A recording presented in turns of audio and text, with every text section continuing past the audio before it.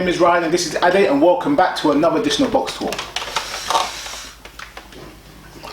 I love boxing and I love talking about boxing. That is just the way it is. You will never hear me moan about filming a video unless it's Kel Visa. But I'm going to moan about filming this video right now because Pacquiao Bradley 3 does absolutely nothing for me.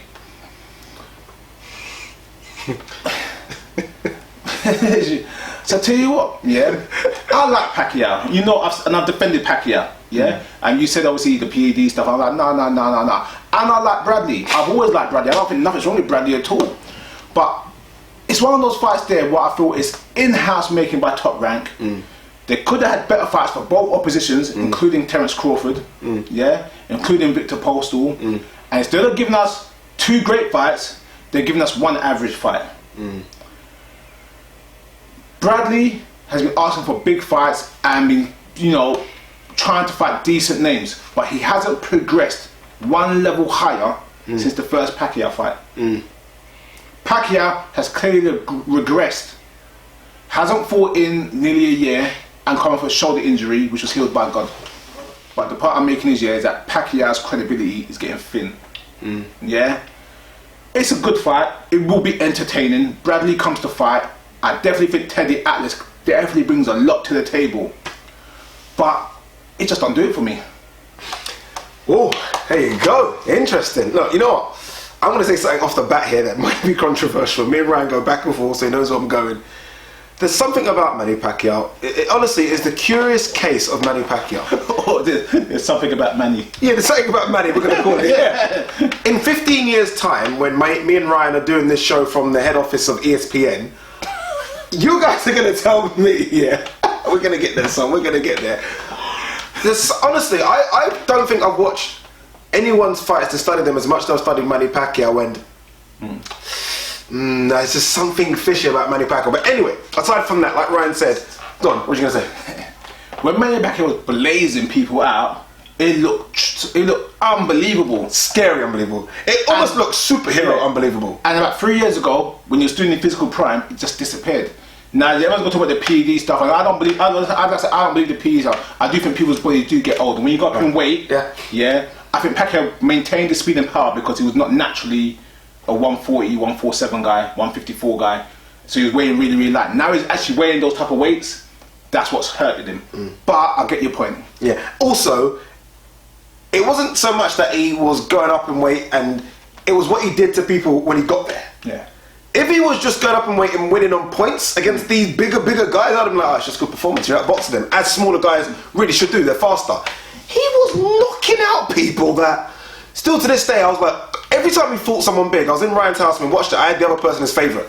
I said, Hatton's too big for him. I said, Cotter's too big for him. I said, oh, Margarito, is he crazy? Too big for him. He's proved me wrong in any fight. Anyway, moving on. Put it this way, middleweights couldn't knock out Cotto.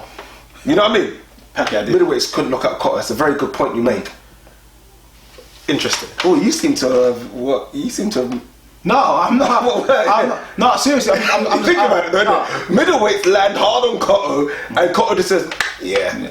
So I tell you what, like I said, I don't really accuse people of PEDs. I don't think Pacquiao used PEDs. Call me ignorant, whatever. I just don't accuse people without having some sort of evidence. Yeah, he's done loads of tests and he's never failed. Yeah, so did Lance Armstrong. Nah.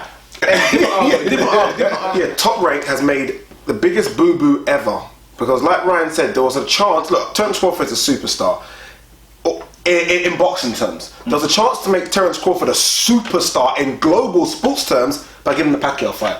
Cash out on Pacquiao. Pacquiao said he's retiring. Exactly, so cash him out, and that, if Crawford outboxed him or beat him, it would have been like, oh my god, we have found something here. The idea is to make pay-per-view stars. That's what Bob Arum wants to do, and Crawford's singing and waiting for it.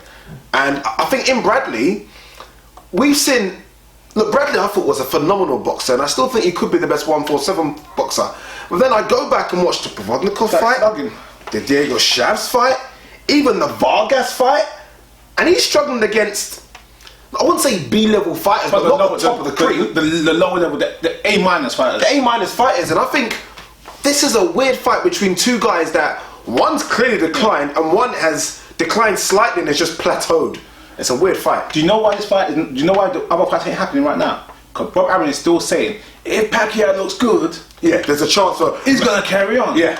Know what I mean? He's gonna keep pushing that fight, pushing the guy to fight. Because obviously, Bob Arum wants to do is fill his pockets. Yeah. What me and Ryan have always said about every fight we want to see a path, a progression. So it's almost a case of, okay, if Bradley beats him, he goes. If Pacquiao beats him, he goes. Right now, we've got these two fighters that are having their third fight, even though Bradley lost 2 of them for me, so it's the third fight that means nothing.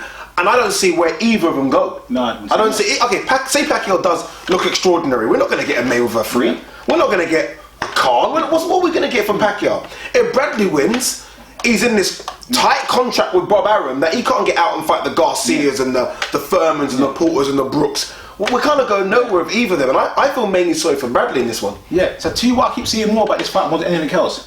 Not Pacquiao and Bradley training, not Pacquiao and Bradley talking about the fight. I hear press clippings of Teddy Atlas and Freddie Roach beefing. Now I mean, that's what the fight is selling on, is those two apparently dislike for each other. I think both of them could rub each other the wrong way. I could see how Freddie Roach could wind someone up. Yeah, big time. I could definitely see how, I would love to watch a fight with Teddy Atlas, but I could also imagine me going to Teddy, get the hell out of my house. Yeah. Know what I mean? Yeah. Now it's one of the ones where I love him, but I can see how he could wind you up. He could wind you up a certain way, and I'm trying to say. And that's what they say in the fight on both ways. I do think that Atlas has changed Bradley in his fighting style, and I think that we could get a better performance out of Bradley. But like you said, let's say we get the best performance out of Timothy Bradley ever. Let's say he absolutely dominates Pacquiao in the boxing match, or even knocks him out after dominating the fight. Yeah. What happens next? And that was your question. What happens next? I'll go back to the statement you just made. Me and Ryan have gone back and forth about this because I watched the Bradley versus Brandon Rios, and yeah, I saw improvements, but it was Brandon Rios. Brandon Rios looked absolutely disgusting. Like an episode of I could have stepped in that ring and had a bit more movement. It was pathetic. I'm not even joking when I say that. More movement. It was really bad. So yes, I think he's made improvements, but the improvements against Brandon Rios kind of proved nothing to me. Pacquiao, as much as I think he's deteriorated, even in the Mayweather fight, I still saw he had that kind of jittery, was able to kind of fast, fleet of foot. And Bradley just comes in a bit. Bradley thinks this is a pose down for a bodybuilding show sometimes. And I think he's got to realise he's got to get back on his boxing. Now, Bradley at 140, I've yet to see at 147. Yeah. And that's the problem. We can get it, Atlas can get a bit of that Bradley back. Well done, but I think that's done. That Bradley's done. I think he's taken way too many punches. He's done. I don't think it's done. I think Bradley went up in weight a little bit prematurely. Yeah. In a sense, whereas the money was up there. Yeah. He was chasing Pacquiao, he was chasing me, he was chasing the money. And I think because he couldn't match the natural physical strength of the guys that are burning themselves down to 147, he had to slug it out. Yeah. Because he couldn't sit behind and box with bigger, stronger guys. Yeah. Yeah. But I think now that obviously he's growing to the weight, he's clearly a 147 guy now. Yeah, clearly now. Wants to fight 154 sometimes. And he's got the right trainer behind him. I do think his old trainer, I can't remember the guy's name off the top of my head now, was Julio Diaz. He's not a bad trainer, but got a little stale for him. Right, interesting. All right, go on. You go first. As usual. I'm going for Bradley. Straight up for Bradley. I think Bradley lost the first 2 fights clearly. I don't believe Bradley's full story is about having 2 broken ankles. Yeah. You remember that one? Yeah, I remember. Fractured ankles or ripped Achilles tendons. Basically, he had no legs. Yeah, I had no legs enough. Yeah, no legs. That was in the first fight, innit? I can't remember when it was. Yeah. And he even tried to slow it down and show what happened. Yeah. But I do think Pacquiao's declined. I don't think the short range is going to help him. I was watching Joe Rogan's podcast. Joe Rogan? Yeah. Best podcast in the world ever. Guys, if you can, it's 3 hours long sometimes. Watch it. It's the best podcast ever. And I was watching the one with Baz Rutten about a month ago. Okay, yeah. And they're talking about fighting styles and why fighters fight a certain way. And Baz Rutten said something that, which was a valid point. I never noticed in the Pacquiao Mayweather fight because I fell asleep and it was boring. He said that when you could be defensive and be really great defensive when you fight predictive. Pacquiao done this when he caught Mayweather in the ropes. Left, right, left, right, left, right, left, right. So maybe just pick it off. He said if that was Tyson, it would be left, left, uppercut body, overhand right. It would be all erratic. Yeah, and you couldn't block them because that's how you're showing variety. You're showing different angles, different moves. It's not a repetitive pattern. Bradley, so Pacquiao's shown he's got a little bit slower. The power's not there, and he's being repetitive. Someone like Bradley, who is experienced, who is skilled, and is now boxing with a little bit of boxing mind, and got Teddy Atlas in the corner who's telling him what to do, and Pacquiao's got Roach in the corner who's not telling Pacquiao what to do. Bradley wins on points. Good. That was a good breakdown. I'm gonna go for Pacquiao. I'm not betting anything, but No. just because I'm quite sure. This fight's not worth a bet. It's not worth a bet. Yeah, I'm gonna have a Pac-Man.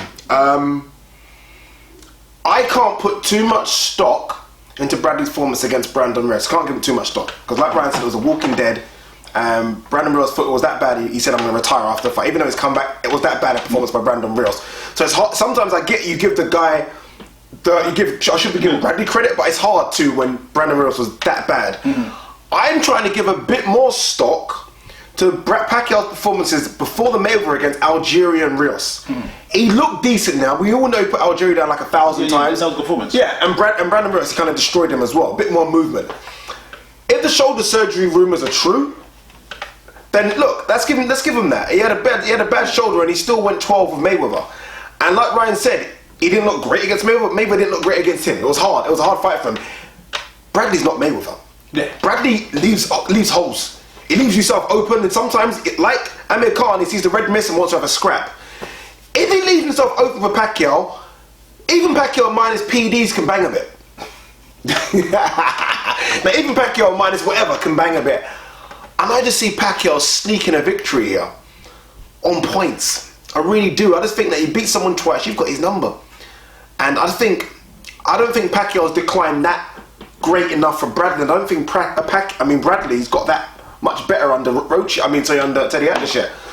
But we'll see. I'm going for Pacquiao. You're going for Bradley. I think Atlas could steam the red mist. Okay. Yeah. We'll see. All right, guys. When is this fight? April 9th as well. April 9th as well. Yeah, I think so. Yeah. March, April, we get some good fights ish. All right, here you go. Manny Pacquiao. Good fight ish. Yeah, Manny Pacquiao, who was 40 years ago a superstar with a capital S.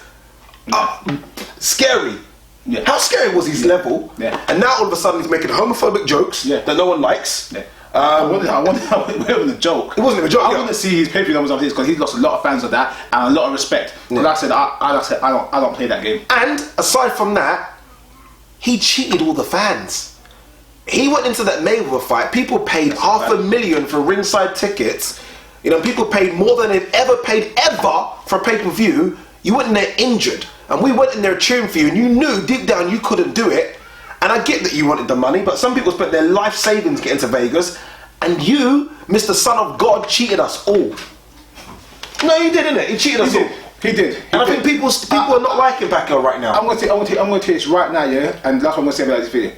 The night of Mayweather Pacquiao, you were here. How many people were here? Maybe 30 people were here. Oh, all of us here. Yeah, maybe 30 people here. Yeah? And tell me honestly, all the boxers, who enjoyed that fight after round 2? Oh no, we were already thinking, where's the rave? Yeah. Where can we sneak out? No joke. Couple people went outside and started drinking outside because they didn't want to watch the fight no more. It was that embarrassing. Yeah. Yeah, so you got a lot to answer for. You know, another crazy thing, this is a crazy stat. Pacquiao had something like, this is a bit social media stuff, like 4 million followers on Twitter. Yeah. That homophobic thing came out. His followers went down to like 25,000. You're lying. No, it went. People just unfollow. Over 4 million followers, Pacquiao, and it went down to how much? 25,000. 25,000. 25,000. 4 million people unsubscribed. 4 million unsubscribed from Pacquiao. Can't make them kind of jokes. Wow. Can't make them kind of jokes, people. Wow. Yeah. That's unbelievable. It's unbelievable, isn't it? That's unbelievable. So much so, because I done a video and I at Manny Pacquiao, and I was so convinced it was a fake Pacquiao site. If we lost 10 subscribers, I'd be devastated. Like, oh my god, what's going on? What do we do? Us for? Yeah, what do we do? Yeah, Knight dropped him. Yeah. Oh, interesting. All right, there you go, guys. Bit of a rant, but there you go. Pacquiao, Bradley. Who do you think wins? Leave your comments below. Ryan's going Bradley. I'm going Pacquiao. Don't know why, but I'm going Pacquiao.